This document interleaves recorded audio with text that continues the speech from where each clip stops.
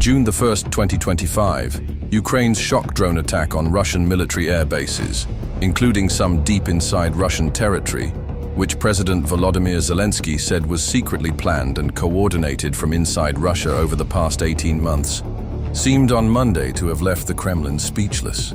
US President Donald Trump, who has been pushing hard for a peace deal between Moscow and Kyiv, has not yet commented on the Ukrainian operation. The Kremlin also appears to have been stunned into relative silence by the scope and scale of the drone assault, and there are open questions as to how it might respond. Vladimir Putin just released a speech, and this is what he has to say. Watch.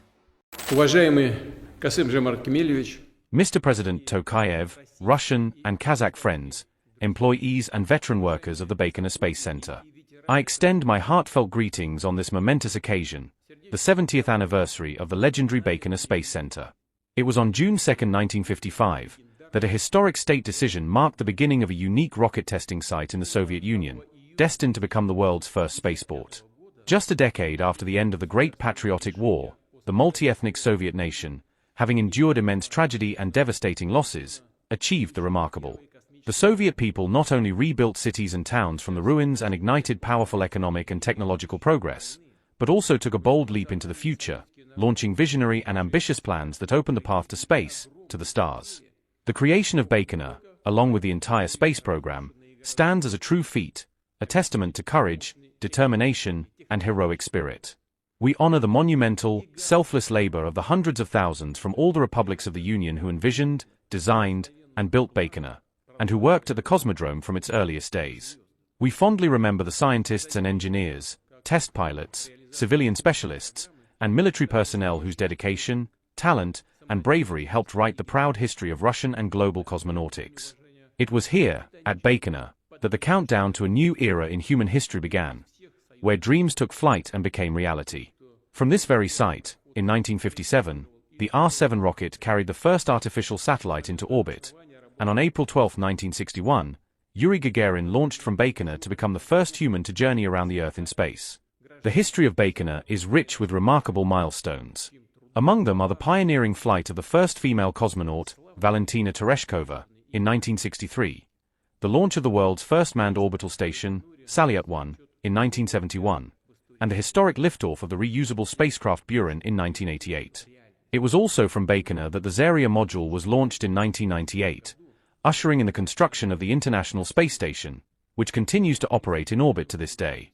Baikonur has witnessed more than 2,500 launches and has sent over 200 cosmonauts into orbit. From its launch pads, representatives of numerous countries have embarked on space missions, many of them scientists conducting groundbreaking experiments and advancing both fundamental and applied research. It is fitting that the Space Center was named Baikonur, meaning rich land in Kazakh. Indeed, its contribution to international scientific and technological progress is immense, truly rich in every sense, and beyond measure. Today, Baikonur remains one of the largest and most advanced spaceports in the world. With a workforce of around 7,000, this versatile complex plays an active role in the space programs of Russia, the Commonwealth of Independent States, and numerous other countries. Baikonur also stands as a powerful symbol of the strategic partnership between Russia and Kazakhstan. Dozens of treaties and agreements have been signed between our nations, governing all aspects of the Cosmodrome's operations and the administration of the city of Baikonur. Baikonur stands as a vivid example of how cooperation and integration can serve the mutual interests of both Russia and Kazakhstan, enhancing their international standing and reinforcing their leadership in science, innovation, and various high-tech sectors. Russia has made, and will continue to make, significant efforts to support the development of the city of Baikonur and to ensure the well-being of its residents, both Russian and Kazakh citizens. The active operation of the Space Center and the creation of favorable conditions for its continued use remain among our top priorities. Friends, I wish you good health and continued success in advancing our national space industry and in strengthening the partnership between Russia and Kazakhstan. Once again, please accept my heartfelt congratulations on this memorable anniversary. So Ukraine is celebrating its spider web attack. Ukraine pulled up this major attack on Russia, talking about a swarm of drones, attacking Russian airfield and, blowing up Russian planes and all of that, right? It's all a celebration in the West, the Western propaganda media. You know, they don't know what to do with themselves.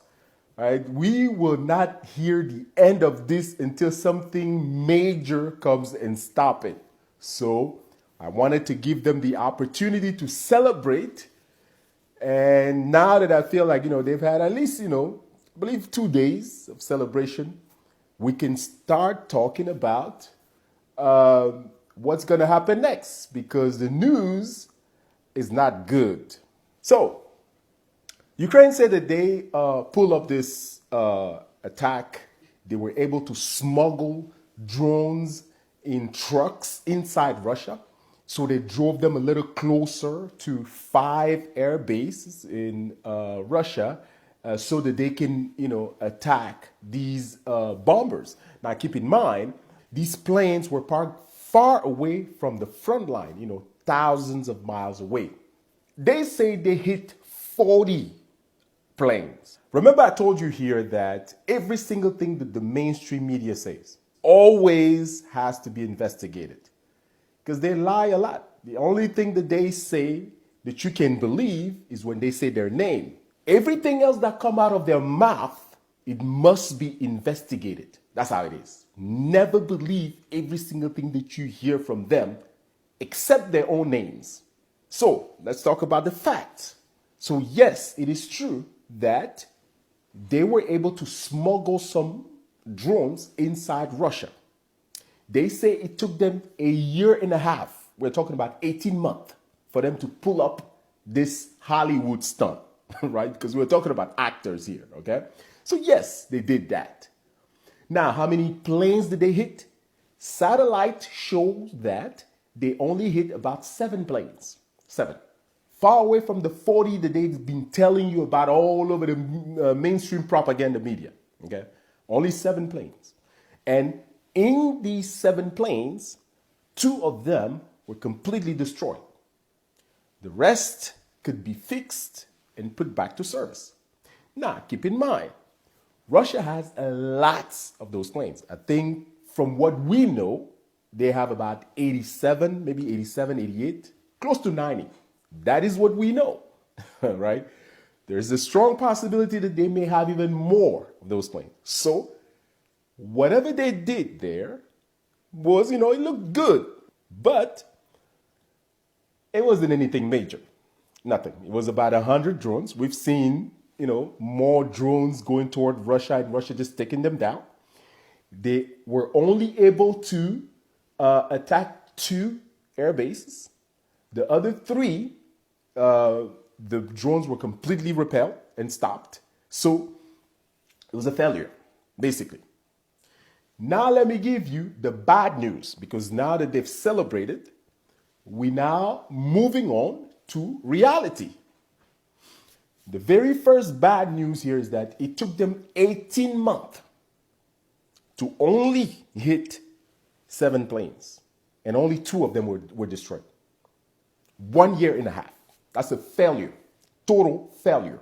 I know their plan was to hit a little bit more than that, but even if they had only hit 10 planes and destroyed them completely, it's still a failure, because the fact is that it doesn't stop anything. It doesn't change anything.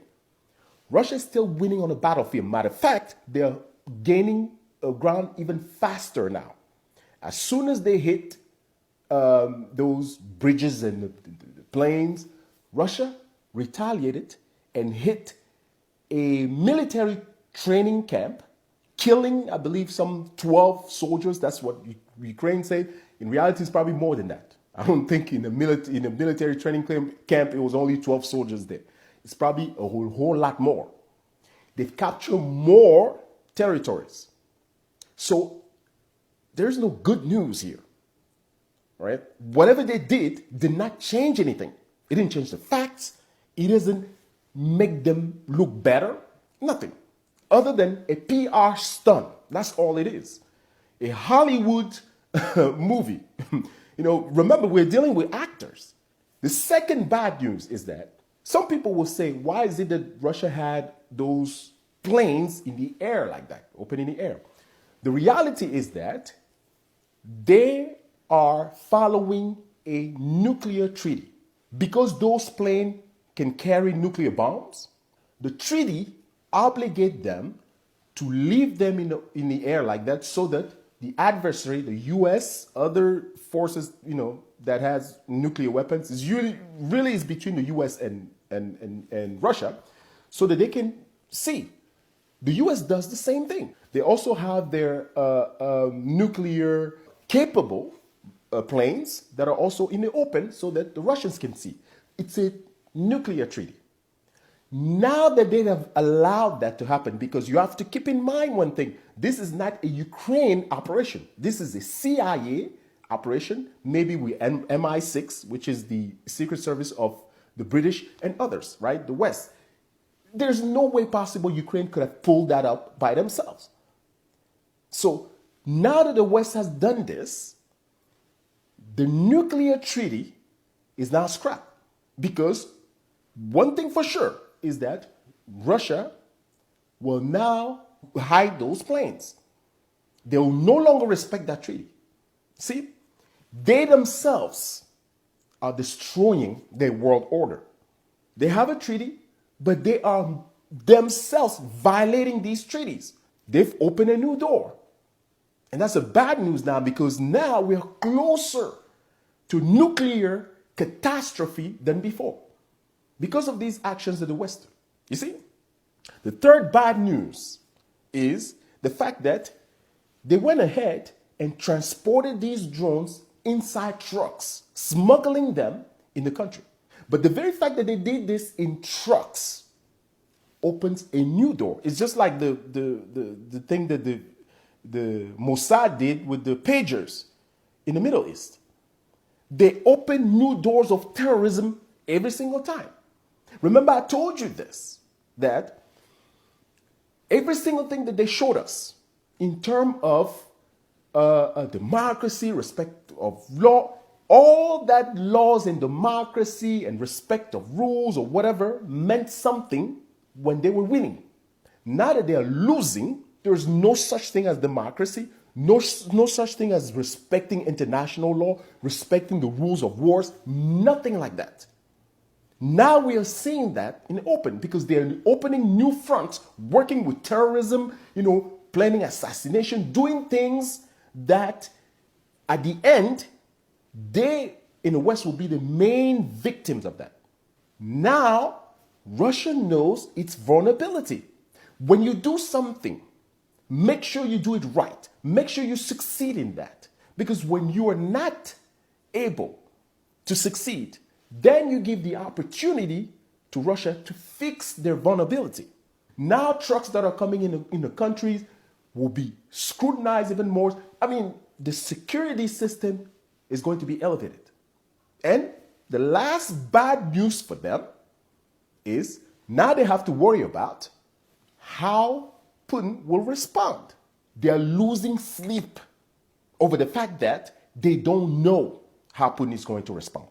The fall of an empire is pitiful, miserable to see. And unfortunately, it comes with a lot of danger, because they know they're going down. Every single thing they're doing go against them. The desperation in their eyes over something that they know is not going to change anything. Knowing very well that they've lost this entire thing, that everything they're doing now is simply to prolong their agony. That's what it is. So while we can applaud them for now, the truth now is that what's next?